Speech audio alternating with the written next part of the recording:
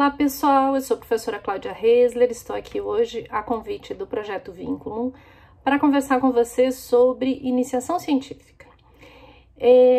A iniciação científica é uma maneira pela qual os estudantes de graduação podem aprender o que é uma pesquisa acadêmica e ter a sua primeira experiência com essa atividade, né? Que é uma atividade interessante, importante, que pode auxiliá-los de vários modos, não só a aproveitar melhor o seu tempo na universidade, mas também se preparar para a sua carreira profissional. Mas antes de falar sobre isso, né, sobre quais são os resultados possíveis e como é que essa atividade pode ajudar na carreira profissional, é interessante a gente compreender como funciona, né? Todos os anos, a universidade faz um edital. Nesse edital, ela prevê quais são os requisitos, como o projeto deve ser encaminhado e, em seguida, abre um prazo de inscrição. Então, se você está pensando em fazer um projeto de iniciação científica, os primeiros passos são definir qual é o tema ou, ao menos, a área de interesse, né, que você tem, procurar, dentre os professores daquela área de interesse, quais são os que se dispõem a orientar projetos de iniciação científica. Por que é tão importante vocês procurarem logo um professor? Porque o projeto de iniciação científica, ele não é simplesmente um projeto do estudante. Ele é um projeto que tem de estar não só vinculado a um professor como orientador, mas tem de estar vinculado a uma pesquisa mais ampla desse professor orientador. Então, é importante que vocês observem se aquilo que é objeto do interesse de vocês tem compatibilidade com aquilo que o professor ou a professora estão estudando naquele momento. É o que a gente chama, de uma forma mais coloquial, de um projeto guarda-chuva. Quando a gente encaminha a inscrição para o edital do PIBIC, PROIC, ou seja, né, da iniciação científica, a gente precisa encaminhar uma síntese do projeto do professor e o que a gente chama de plano de trabalho de cada estudante. Cada professor, para cada projeto, né, para isso que a gente está chamando de guarda-chuva, pode ter até 6 estudantes. E cada professor pode ter 2 projetos guarda-chuva, então cada professor pode ter, se desejar, até, e se for aprovado, até 12 estudantes, né? 6 vinculados a cada um. Desses 6 estudantes, 2 podem pleitear uma bolsa de pesquisa e os outros 4 necessariamente têm de ser voluntários. Infelizmente, nos últimos anos, o número de bolsas disponíveis foi diminuído, então a gente nem sempre tem certeza que um estudante ou uma estudante vai conseguir a bolsa de iniciação científica, né? Como em alguns anos atrás a gente podia imaginar que fosse mais provável. Então, recapitulando, você precisa definir que tipo de tema lhe interessa. Depois você precisa procurar um professor que trabalhe naquela grande área temática, verificar com o professor se ele teria interesse em orientar um trabalho do tipo que você está pensando e começar a preparar seu projeto. Os detalhes do projeto, a metodologia, o cronograma de trabalho e outras informações desse tipo devem ser combinadas com o professor. Porque cada área de conhecimento, cada, digamos assim, tipo de projeto de pesquisa requer uma metodologia distinta. Você pode, por exemplo, ter interesse em compreender melhor um determinado problema jurídico e fazer uma revisão bibliográfica sobre ele. A metodologia será uma. Você pode, por exemplo, ter interesse, como fazem muitos dos meus alunos de iniciação científica, em analisar uma ou mais decisões judiciais. A sua metodologia será, portanto, outra. Dependendo do trabalho que você for fazer, você pode, por exemplo, precisar fazer entrevistas ou precisar fazer algum outro tipo de pesquisa que envolva coleta de dados, análises estatísticas e assim por diante.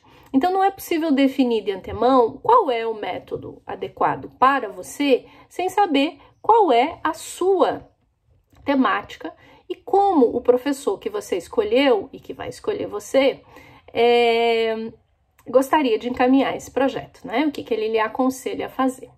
Então, o que é um bom trabalho de iniciação científica, digamos assim? Um trabalho que tenha um tema bem delimitado, que seja execuível para o seu nível de conhecimento em um prazo relativamente curto, que é um prazo de 1 ano, e que lhe dê um ganho, digamos assim, para aquela área na qual você gostaria de se aprofundar.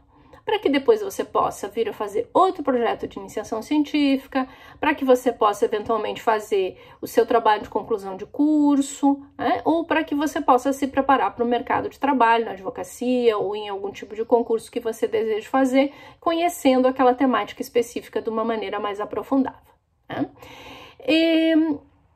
Se você, digamos assim, precisar imaginar, né? Que tipo de professor eu gostaria de trabalhar? Que tipo de, digamos assim, relação eu gostaria de ter com esse professor? Imagine que durante 1 ano você precisa ter um contato regular com aquele professor, né? Você precisa fazer reuniões com ele precisa, né? Aquele professor, aquela professora precisa dizer a você como trabalhar, como proceder, você precisa enviar relatórios, você precisa discutir o seu tema. Então, é importante que você mantenha uma boa relação com com essa pessoa com quem você escolheu trabalhar, porque você vai trabalhar durante a preparação do projeto e durante a execução do projeto, ou seja, você vai trabalhar algo em torno de praticamente 1 ano e meio, 1 ano e 3 meses, algo em torno disso, né? Então, é importante que o professor ou a professora seja alguém com quem você já tem algum contato e que você tenha, digamos assim, uma relação que possa ser pelo menos de empatia, né?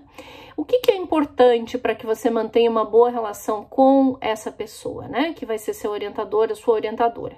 Que você cumpra as coisas que você combinou, né? Então, assim, que você avise caso você não esteja conseguindo fazer do modo como você e esse ou essa professor previu, que você tenha uma certa ideia, digamos assim, de cronograma de trabalho que seja factível e que você, portanto, discuta esse cronograma de trabalho realisticamente com a pessoa que está orientando você, ou seja, levando em conta que você tem outras atividades, que você tem as suas disciplinas e que você é capaz de entregar os produtos, os trabalhos prometidos no prazo. E que você se esforce por compreender, por acompanhar a produção científica daquela ou daquele professor, porque são eles que, de alguma maneira, são esses produtos, né? Essa produção científica daquele professor que orientam também o seu trabalho de pesquisa, né? Então, você precisa, para manter uma boa relação, você precisa se ater ao combinado, manter o professor informado e acompanhar, né, o trabalho que esse professor realiza na faculdade de Direito. Que mais que a gente pode pensar como dicas, né? Existem outras formas de iniciação científica? Existem, né? Existe a participação em grupos de pesquisa, sem que você necessariamente tenha que ter apresentado um projeto de iniciação, né? Ou seja, às vezes as pessoas se sentem inseguras e preferem primeiro participar de um grupo de pesquisa para depois fazer um projeto, é um caminho possível. Também é possível participar de uma iniciativa na Faculdade de Direito que se chama PET, né, que é um grupo tutorial, que faz uma série de iniciativas que também aproximam vocês do universo da pesquisa, né? E, eventualmente, outras atividades, outros projetos que, tendo um financiamento específico ou uma chamada de algum órgão de financiamento específicos, procurem estudantes de graduação para trabalharem com professores, né, que façam a sua orientação em alguma modalidade de iniciação científica. Tá? Que mais que a gente pode dizer para estimular vocês a participarem desse universo, né? Que tipo de diferencial isso faz para a carreira profissional, né? E para a carreira de um discente? Primeiro, qualifica o currículo de vocês, a experiência que vocês têm e o conhecimento que vocês têm naquela área na qual vocês escolheram, né? Então, vai ser levado em conta, por exemplo, para a publicação de um artigo. A publicação de um artigo também vai ser levada em conta para outros projetos que vocês venham a participar no futuro. Se vocês eventualmente decidirem, ao final da graduação, que vocês gostariam de participar, por exemplo, de um processo seletivo para mestrado, certamente isso será levado muito em conta, né? E, de algum modo, permite também que vocês experimentem o que é a vida vista, digamos assim, a vida profissional vista de uma perspectiva acadêmica. O que é interessante, porque essa também é uma opção profissional, né? Por exemplo, é a minha profissão, né? E é uma opção que eu fiz também porque eu tive uma experiência de iniciação científica enquanto estava na graduação. Então, eu acho que são várias, né? São várias vantagens, né? E que pode ser uma experiência muito gratificante. Se por acaso você está hoje executando um projeto e está com dificuldades, eu acho que o primeiro caminho é sempre aquele de conversar com o seu ou a sua orientadora, né? E expor as suas dificuldades, né? Para realizar uma pesquisa acadêmica, a gente precisa ter organização, precisa ter disciplina e precisa ter apoio, né? Ter com quem conversar. Então essas são as minhas dicas, eu espero que esse vídeo seja útil, eu agradeço mais uma vez o convite do Vínculo e desejo um excelente semestre para todas e todos. Até mais, pessoal!